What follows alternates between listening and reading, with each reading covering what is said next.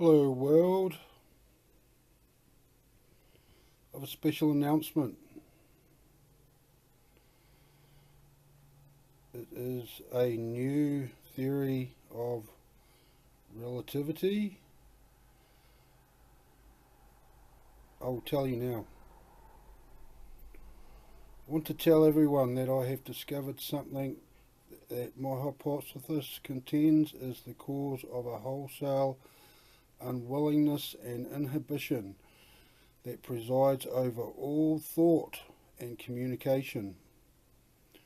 And this is present at every opportunity. There is a conscious effort to bring understanding and resolution and a means to address the causes of conflict and chaos in both the individual and in a group setting.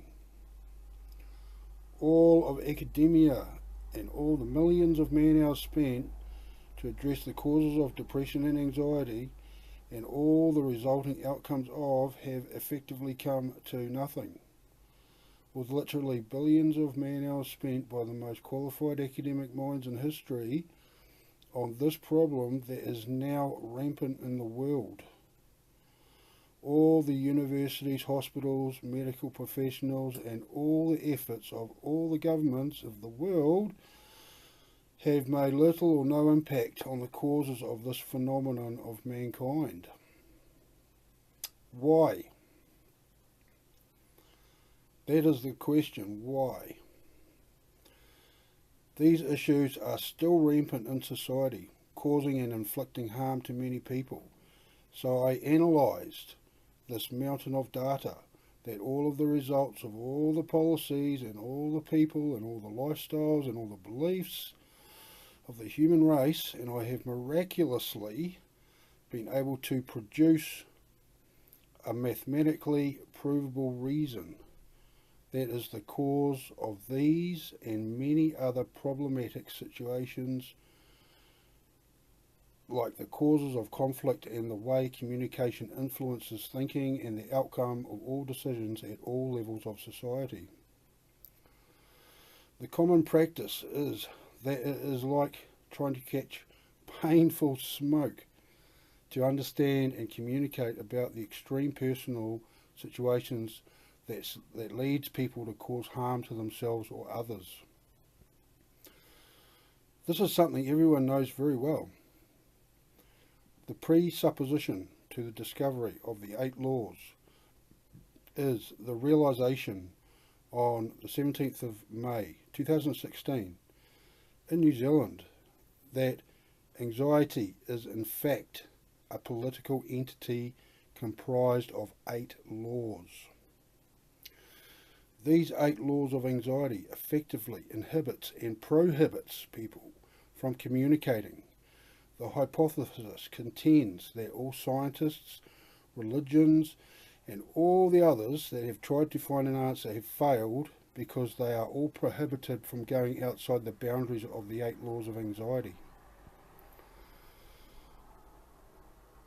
And when one and all believes in these 8 laws, success in this area has historically and recently been an abject failure. The only real tangible outcome is that it has resulted in the compounded reassertion that the 8 laws of anxiety are of paramount importance and in fact are the highest held ideals in all cultures on planet Earth. Perceiving anxiety as a political entity has the effect that anxiety becomes something one may, figuratively speaking, hold anxiety in one's hand and examine the components that provide the functions it performs. One may consider the political reality of and examining the multiple overlapping anti-tampering measures it utilises and the several potential combinations that may be used offensively and aggressively to achieve any outcome that is within the jurisdiction of the 8 laws of anxiety. The hypothesis contends that abuse and violence of any description are within the bounds permissible according to the 8 laws of anxiety, and it can be assumed that according to the politically correct hard line of the 8 laws of anxiety, that one can inflict harm purely to attract goodwill from this virtual deity.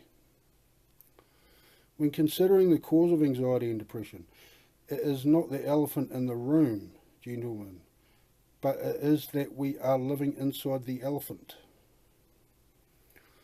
A consideration of the most utmost importance in the inception of the 8 laws is that the baby does not use language to think.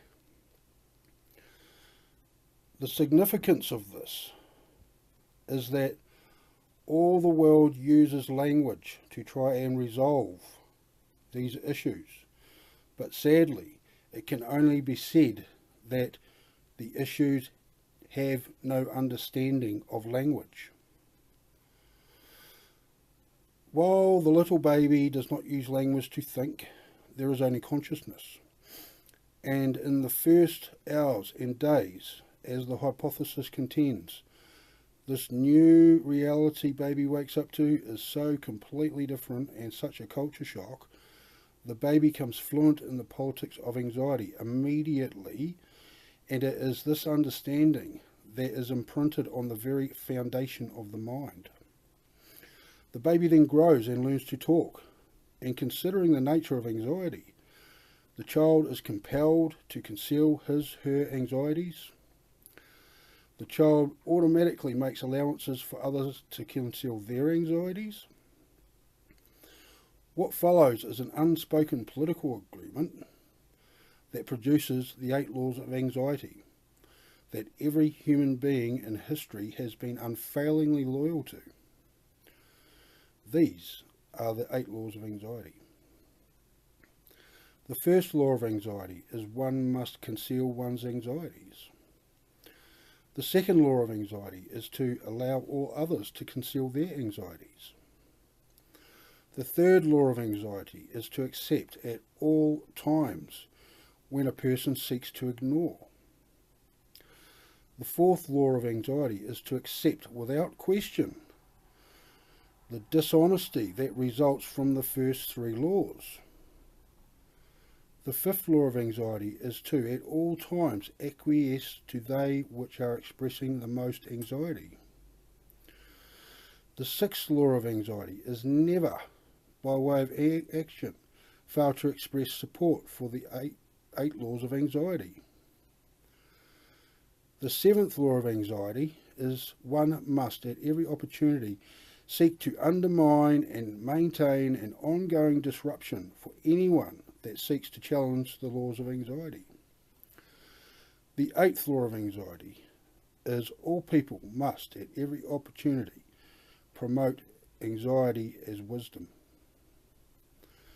These 8 laws of anxiety are the definitive reason that the human factor issues in the world societies have not been mitigated after millions and millions of man-hours of the most highly qualified minds in academia and science. The 8 laws of anxiety enforce an 80% reduction in the quality of communication, including thought. All relationships in people's lives and in business and education are all affected by this. All matters that involve communication are affected, and this is especially the case with childhood development. While the baby does not use language to think, the 8 laws doctrine contends the baby consciousness can experience a huge disappointment when forced to tell lies. This extrapolates out to the crumbling society we see every day. The 8 laws of anxiety heavily promote self-interest at the quantum level of thought and provide the means to manipulate others to achieve anything one desires that is permissible within the 8 laws. I'm sure, like all people, you will recognize all of these laws. Anywhere and everywhere, communicating has led the human race. One evidence of the validity of the 8 laws hypothesis is when you look close, is that wealthy people and poor people have exactly the same beliefs about themselves. One lives with money and one does not. This is the only difference. As far as politics are concerned, both believe they are superior to everyone else, and this gives rise to the understanding that the values and politics of anxiety are indeed stamped on our very soul. That I have been able to produce this hypothesis is proof of the fact that once the roof is lifted, it cuts off the fuel supply that anxiety uses, and it will cease to be in control of the person, and the person will experience a quickly diminishing presence of anxiety in their lives. It also indicates that with the perspective that can be had without the presence of the 8 laws, one can experience a vastly improved quality of thought and experience a far better outcome, like I have achieved with the discovery and conceptualization that anxiety is indeed a political entity and the determination of these 8 laws. It's a fucking miracle.